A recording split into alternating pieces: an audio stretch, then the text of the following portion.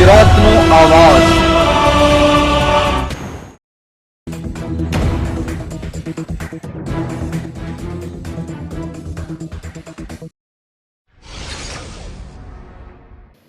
સુરત જિલ્લાના મહુવા તાલુકાના અંબાબેન કોળઘાને પીએમ જનમન આવાસ યોજના હેઠળ ઘરના ઘરનું સ્વપ્ન સાકારિત થયું।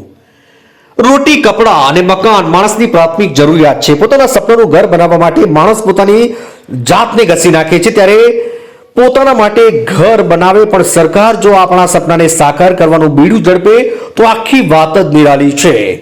સરકારની પ્રધાનમંત્રી આવાસ યોજના એક એવી નિરાળી યોજના છે જેનાથી દેશના લાખો ગરીબોના ઘરનું સ્વપ્ન સાકાર થયું છે। ત્યારે સમગ્ર રાજ્યમાં વસવાટ કરતા આદિમ જૂથના તમામ પરિવારોને સરકારની વિવિધ જન કલ્યાણકારી યોજનાથી સંપૂર્ણ લાભાન્વિત કરીને સંપૂર્ણ સેચ્યુરેશનની દિશામાં નક્કર કાર્ય કરવા માટે વડાપ્રધાન નરેન્દ્ર મોદી દ્વારા પીએમ જનમન અભિયાન હાથ ધરવામાં આવ્યું છે।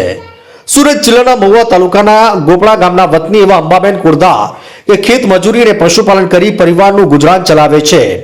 54 વર્ષીય અંબાબેને કહ્યું કે હું અને મારો પરિવાર વર્ષોથી માટીના જર્જરિત ઘરમાં રહેતા હતા।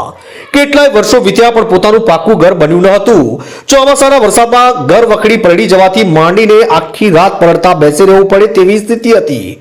ખેત મજૂરીમાંથી પાકું મકાન બનશે કેમ કે આ માત્ર કલ્પના હતી।